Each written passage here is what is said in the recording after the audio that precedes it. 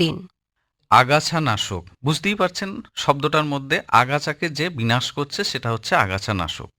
তো আমরা দীর্ঘদিন ধরে দেখেছি যে চাষি ভাইদের মধ্যে রোগ বা পোকা, অর্থাৎ ধান গাছ হোক বা অন্যান্য যে কোনো ফসল হোক, তার রোগ পোকা নিয়ে যতটা চাষি ভাইরা চিন্তিত, আগাছানাশক নিয়ে কিন্তু তার চিন্তা খুব একটা বেশি নয়, বরঞ্চ কম।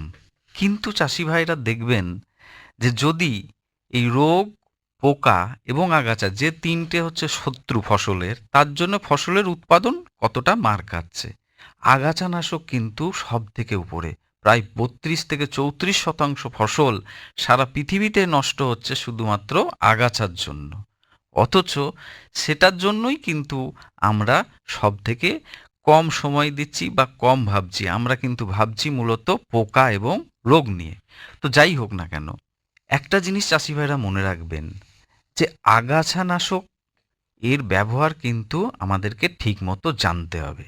তা আগাছানাশক ৩ ধরনের আছে। একটাকে বলা হয় গাছের জন্মানোর আগে, প্রি প্লান্টিং, অর্থাৎ আমি ফসল ফলানোর আগেই সেখানে আমি কিন্তু আগাছানাশক ওষুধ স্প্রে করব। একটা হচ্ছে প্রি ইমার্জেন্স, যদিও কথাটা ইংরেজিতে, তবুও আমি সেটাকে বাংলায় ভেঙে বলছি। প্রি ইমার্জেন্স অর্থাৎ বুঝতেই পারছেন যে বীজের অঙ্কুরোদ্গম হওয়ার আগে। এক্ষেত্রে কিন্তু চাষি ভাইরা অনেক সময়তেই ভাবেন যে বীজ বলতে কিন্তু আমি যে ফসলটা বুনছি হয়তো তার বীজ, কিন্তু সেটা নয়। এখানে বীজ বলতে কিন্তু বোঝা যাচ্ছে আগাছার বীজটা। অর্থাৎ আপনি যে ফসলটা, ধরুন আপনি সর্ষে চাষ করেছেন, শস্যের মধ্যে আপনি বীজ বুনে দিয়ে চলে গেলেন।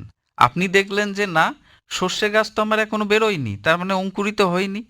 কিন্তু ব্যাপারটা হচ্ছে মাটির মধ্যে কি ঘটনা ঘটছে আপনি কিন্তু খেয়াল রাখতে পারছেন না। সেখানে কিন্তু আগাছার বীজটা কিন্তু সে কিন্তু খাবার, জল, বায়ু সব কিছু পেয়ে সে কিন্তু অঙ্কুরিত হচ্ছে, এবং অঙ্কুরিত হয়ে মাটিতে যখন আসছে তখন আপনি তাকে দেখতে পাচ্ছেন, কিন্তু তখন দেরি হয়ে গেছে।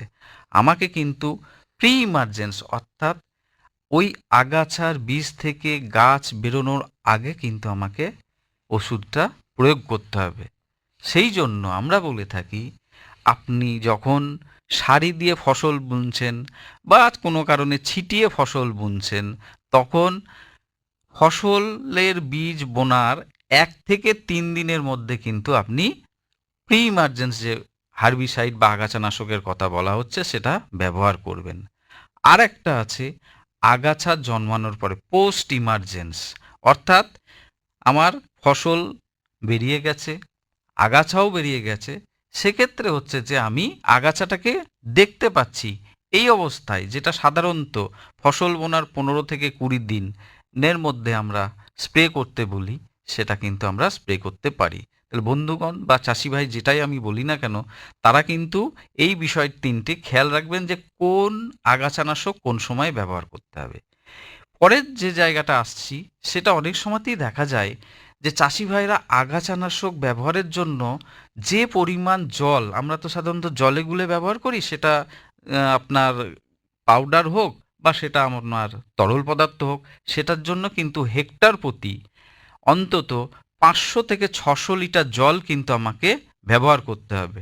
অর্থাৎ জলের পরিমাণ যদি কম হয়, ওষুধ দেখা গেল বেশি হলো, সেক্ষেত্রে কিন্তু আমার কাজ কিন্তু ঠিকমতো হবে না বা গাছের ক্ষতি হতে পারে।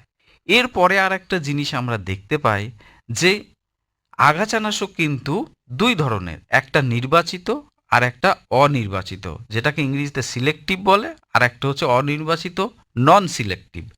নির্বাচিত আগাছানাশক যেটা আছে সেটা কিন্তু আমরা ফসল আছে এমতো অবস্থায় ব্যবহার করতে পারবো বা ফসলের বীজ বুনেছি সেখানে ব্যবহার করতে পারবো। আর অনির্বাচিত যেগুলো আছে সেগুলো কিন্তু আমরা ফাঁকা জমিতে ব্যবহার করতে পারবো। অর্থাৎ অনির্বাচিত যেমন ধরুন আপনারা নাম শুনেছেন ডাইকোয়াট বা প্যারাকোয়াট, গ্লাইফোসেটের নাম হয়তো বলতে পারছি না কারণ এখন পৃথিবীতে এটা নিষিদ্ধ হয়ে গেছে। তাই অনির্বাচিত আগাছানাশক যখন ব্যবহার করব সেটা কিন্তু ফাঁকা জমিতে, সেটা কিন্তু কোনো ফসলে ব্যবহার করতে পারবো না। ফসলে ব্যবহার করলে সেটা ফসল আগাছা দুটোকেই মেরে ফেলবে। অন্যদিকে নির্বাচিত আগাছানাশক যেগুলো আছে সেগুলো কিন্তু ফসল নির্দিষ্ট, অর্থাৎ ধান গাছের জন্য আগাছা আমি ধানের জন্যই ব্যবহার করব, সেটা কিন্তু আমি বাদামে ব্যবহার করব না। আবার বাদামের আগাছা যদি হয় সেটা বাদামেই ব্যবহার করব, সেটা কিন্তু ধানে করব না। আপনার কাছে হয়তো একটু আগাছানাশক বাসিতে রয়ে গেছে, আপনি বাদামে দিচ্ছিলেন, হঠাৎ করে ধানে দিয়ে দিলেন বা অন্য কিছুতে দিয়ে দিলেন, গাছ নষ্ট হবে, দোষ দেবেন আগাছানাশক ওষুধের।